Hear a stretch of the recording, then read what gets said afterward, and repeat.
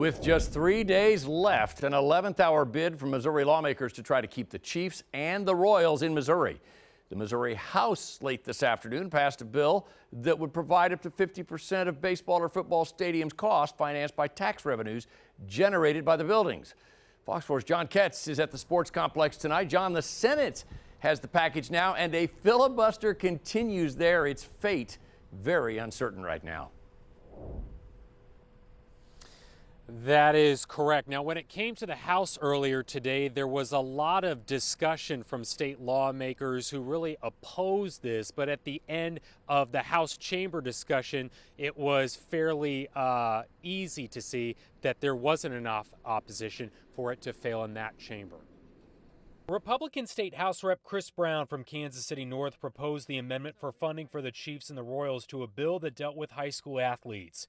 It would provide a tax credit of up to 10% of the Chiefs and the Royals' investment in their stadium projects of up to $50 million.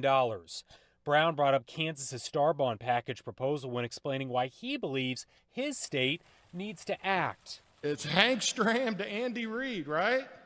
It's Lynn Dawson to Patrick Mahomes. 4 Super Bowls. It's Willie Wilson to George Brett to Bobby Witt Jr. It's 2 World Series. These are Missouri teams.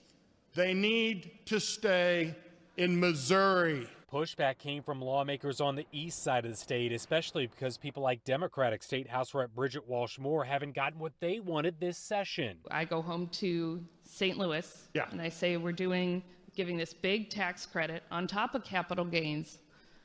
But sorry, folks, we're not getting our streets and sidewalks because we didn't vote on that part of the budget.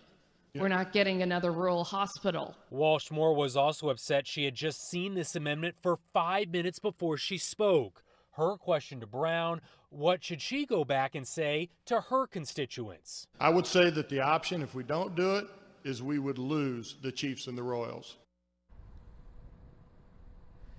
Now, the state legislature must gavel out by 6 p.m. on Friday. By the way, Fox 4's Dave DeMarco is following this story tonight, trying to figure out what the state Senate does in Jeff City. That part of the story coming up at 9 and 10, Lauren. Jonathan Ketz out at the Truman Sports Complex. Thank you.